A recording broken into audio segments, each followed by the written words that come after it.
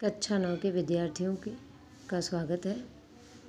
आज हम उनकी पाठ्य पुस्तक क्षितिज से पाठ 1 का अध्ययन करेंगे, जिसका नाम है दो बैलों की कथा। दो बैलों की कथा से पहले हम ये जान लेते हैं इसके लेखक कौन है। इसके लेखक हैं प्रेमचंद, जिनका जन्म 1880 ईस्वी में लम्ही नामक ग्राम में हुआ था। इनके पिता का नाम अजायब राय और माता का नाम आनंदी देवी था। 10वीं पास करने के बाद ये शिक्षक बन गए। 1920 के असहयोग आंदोलन में भी भाग लिया। इस तरीके से इस महान साहित्यकार का निधन 1936 ईस्वी में हो गया। इनकी मृत्यु 1936 में हुई। प्रेमचंद की कुछ साहित्य की विशेषताएं भी है। इन्होंने समाज सुधार को अपना लेखन विषय बनाया। दीनहीन किसानों, ग्रामीणों तथा शोषित की दुर्दशा का चित्रण अपने लेखन में किया। दो बैलों की कथा नामक पाठ का सारांश इस प्रकार है कि कृषक समाज और पशुओं के भावात्मक संबंध का वर्णन किया है। इसमें हीरा और मोती नाम के दो बैल हैं, जो सीधे साधे भारतीयों के प्रतीक हैं। वे आज़ादी के लिए संघर्ष करते हैं और अंत में आज़ादी प्राप्त करते हैं। इस तरह परोक्ष रूप से ये कहानी जो है आज़ादी के आंदोलन की भावना से जुड़ी हुई है। पृष्ठ 1 से लेकर 5 तक का हम अध्ययन करेंगे, जिसमें पहले पृष्ठ में बताया गया है कि जानवरों में गधा सबसे बुद्धिहीन प्राणी माना जाता है। गधे से कुछ कम सीधा साधा उसका भाई बैल होता है, लेकिन कभी कभी बैल भी अकड़ कर अपने असंतोष को प्रकट करता है। इस कारण इसका स्थान गधे से कुछ ऊपर रखते हैं। संयोग से एक बार झूरी ने बैलों को अपने ससुराल भेज दिया। बैलों ने समझा कि उसे बेच दिया गया है और उन्हें अच्छा नहीं लगा। उन्हें ले जाने में झूरी के साले गया को बहुत परेशानी हुई। रात को जब सब सो गए तो दोनों एक दूसरे की ओर हीरा और मोती ने देखा और मजबूत पगहे को तोड़कर प्रातःकाल वापस झूरी के पास आ गए। झूरी ने उन्हें बैलों को देखा और दोनों के गले में गराव, कीचड़ में सने पैर तथा आंखों में विद्रोह स्नेह देखकर झूरी ने उनको गले लगाया। झूरी की पत्नी बहुत नाराज़ हुई और बैलों को खाली चूनी चोकर खिलाने से मना कर दिया। पृष्ठ 2 में बताया गया है कि दूसरे दिन झूरी का साला गया जो था बैलों को ले जाने फिर आया और इस बार उसने दोनों को गाड़ी में जोता और किसी तरह अपने घर ले गया। मोटी मोटी रस्सियों में उनको बांध दिया। खाने को सूखा भूसा डाल दिया। बैलों ने अपना ऐसा अपमान देखकर कभी न देखा था। उन्हें बहुत बुरा लगा। मोती गुस्से में आग बबूला हो गया और रस्सी, जोत, जुआ सब टूट गया। गया गांव के 2 आदमियों के साथ दौड़ा। आदमियों ने हीरा और मोती को पकड़ लिया और घर ले गए। रात के समय फिर उन्हें सूखा भूसा डालकर घर के लोग भोजन करने लगे। उसी समय एक छोटी सी लड़की 2 रोटियों को लेकर आई और दोनों के मुंह में खिलाकर चली गई। प्रतिदिन का यह नियम बन गया। दोनों दिन भर जोते जाते, डंडे खाते और शाम को वह लड़की 2 रोटियां खिला जाती। वह लड़की भैरव की बेटी थी। उसकी माँ मर चुकी थी। सौतेली माँ उसे बहुत सताती थी। ये जानकर मोती ने हीरा से उस सौतेली माँ की सींग से को फेंक देने की बात कही, लेकिन लड़की के स्नेह उसे रोक दिया। एक दिन लड़की ने दोनों बैलों की रस्सियों को खोल दिया और शोर मचाया, ये दोनों बैल भागे जा रहे हैं। गया पीछे पीछे और हीरा मोती आगे आगे। रास्ते में नए नए गांव, खेत मिलते गए। भूख से व्याकुल होकर दोनों एक खेत में जी भर के मटर खाए। अचानक उनके सामने, पृष्ठ 3 में ये बताया गया कि अचानक उनके सामने एक सांड आ जाता है और उसे भिड़ने पर मरना तय था। ये सोचकर दोनों उसे बचना चाहते थे, लेकिन कोई रास्ता नहीं था। भागने को कायरता समझेंगे एक साथ चोट करने का निश्चय किया कि दोनों ने तय किया कि उस पर झपटने एक झपटे तो दूसरा उसके पेट में सींग घुसेड़ दे। सांड को दो दो शत्रुओं से लड़ने का अनुभव नहीं था और दोनों ने हीरा और मोती ने हमला किया। सांड बेदम होकर वहीं गिर पड़ा। आगे बढ़कर दोनों मटर के खेत में घुस गए और रखवारे ने देखकर उन्हें जो है पकड़कर कांजी हाउस में बंद कर दिया। कांजी हाउस जिसमें कैदी पशुओं को बंद रखा जाता है, कैद किया जाता है, तो कह रहे उसमें उसको बंद कर दिया। चौथे पृष्ठ में बताया गया है कि दोनों के जीवन में ऐसा पहली बार हुआ था कि दिन भर में उन्हें खाने को कुछ नहीं मिला। इससे तो गया ही अच्छा था। बाड़े की कच्ची दीवार में हीरा ने सींग मारकर कुछ मिट्टी गिरा दी। उसी समय बाड़े का चौकीदार हाजिरी लेने आया और हीरा को ऐसा करते देखकर कई डंडे मारे, मोटी रस्सी से बांध दिया। फिर भी दोनों ने दीवार गिराना जारी रखा। 2 घंटे बाद आधी दीवार गिर गई, जिसमें से 3 घोड़ियाँ, बकरियाँ, भैंस भाग गए। मोती हीरा की रस्सी तोड़ने में लगा रहा, लेकिन सफल नहीं हुआ। 5वें पृष्ठ में ये बताया गया कि ये प्रक्रिया जो थी इनकी पूरी 1 सप्ताह तक चलती रही। 1 सप्ताह तक दोनों बिना चारे के वहीं पड़े रहे, बहुत कमज़ोर हो गए। एक दिन बाड़े के सामने यानी कांजी हाउस के सामने डुग्गी बजने लगी और 40-50 आदमी वहाँ पर एकत्रित हुए। दोनों को निकाला गया।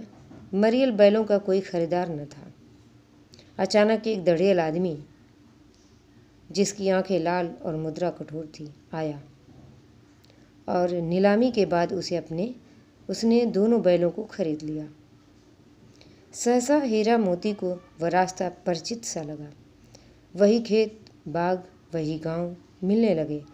उनकी थकान और दुर्बलता गायब हो गई। वो अपना खेत और कुआं पहचान गए। अपना घर निकट देखकर तेजी से भागे। थान पर जा कर ही रुके। झूरी ने बारी बारी से उन बैलों को अपने गले लगाया और दढ़ियल ने आकर उनकी रस्सी पकड़ ली। यह देखकर झूरी ने कहा, ये बैल मेरे हैं। उस दढ़ियल ने कहा, तुम्हारे बैल कैसे? मैं इन्हें मवेशी खाने से नीलाम लिए आता हूँ। जबरदस्ती उन्हें ले जाने की कोशिश करने लगा। उसी समय मोती ने सींग चलाया और दढ़ियल डर के मारे भागने लगा। जब भागने लगा तो गांव के बाहर तक उसने खदेड़ा और अंत में दढ़ियल जो है हार कर भाग गया। थोड़ी ही देर में झूरी ने नादों में खली, चुनी, चोकर और दाना भर दिया, जिसे खाने में दोनों व्यस्त हो गए। गांव में उत्साह छा गया। मालकिन ने भी उनका माथा चूम लिया। इस तरीके से हम इस लेसन के कुछ विशेष शब्दार्थ को लिखेंगे। शब्दार्थ, पहला शब्दार्थ इसमें है निरापद। इसे अपनी पाठ्य पुस्तक में, उत्तर पुस्तिका में नोट करिएगा। निरापद, इसका अर्थ होता है सुरक्षित,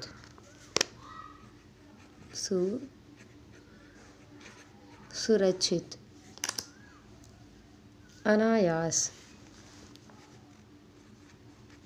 अनायास, इसका अर्थ होता है अचानक।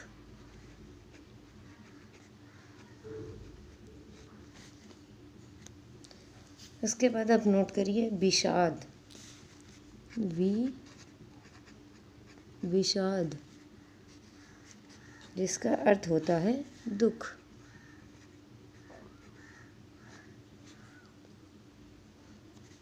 उदासी भी लिख सकते हैं। उसके बाद अगला पॉइंट इसमें नोट करिए अनादर।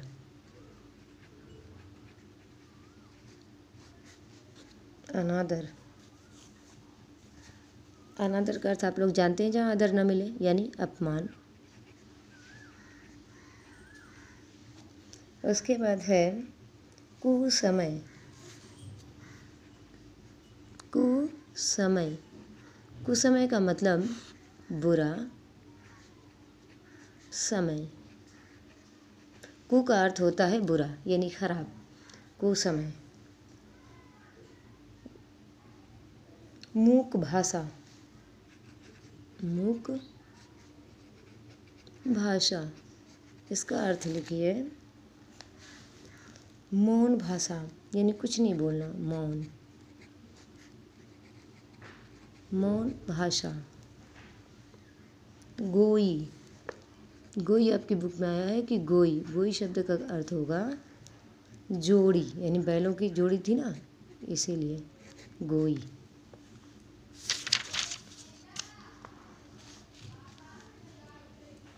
अब है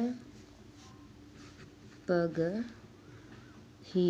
पगहिया का मतलब होता है जिस रस्सी में वो बैल बंधे थे। इसको लिखेंगे बैलों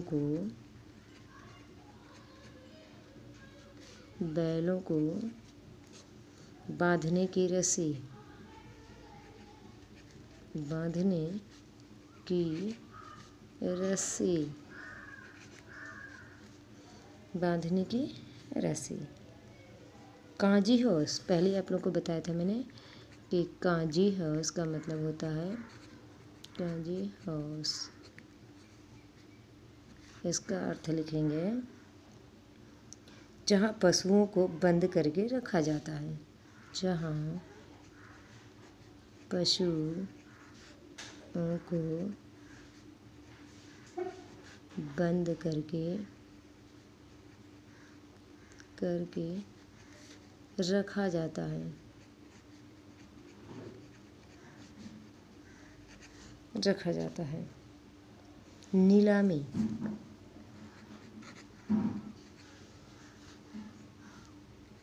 नीलामी का अर्थ ये होता है कि बोली में सबसे ज़्यादा, बोली में सबसे ज़्यादा मूल्य, ज़्यादा मूल्य देकर खरीदना, सबसे ज़्यादा मूल्य देकर खरीदना। ये इस प्रकार से हमारे कुछ विशेष अर्थ थे। इसे अपनी उत्तर पुस्तिका में नोट करिए।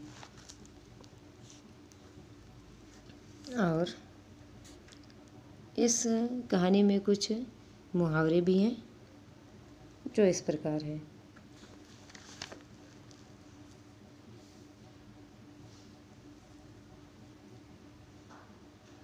बछिया का ताऊ होना, बछिया का ताऊ होना का मतलब महामूर्ख होना। जैसे मुहावरा, यहाँ पे नोट करिए मुहावरे। मुहावरा पहला इसमें है, एक दो मुहावरे नोट कर लीजिए। पहला मुहावरा है बछिया, बछिया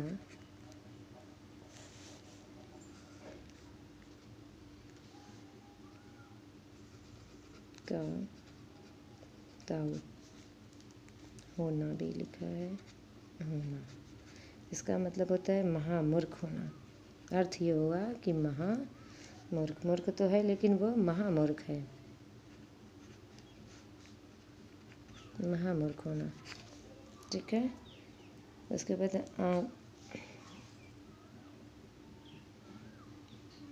मजा चखाना, मजा चखाना। इसका अर्थ हुआ मजा चखाना। इसका अर्थ हो गया बदला लेना,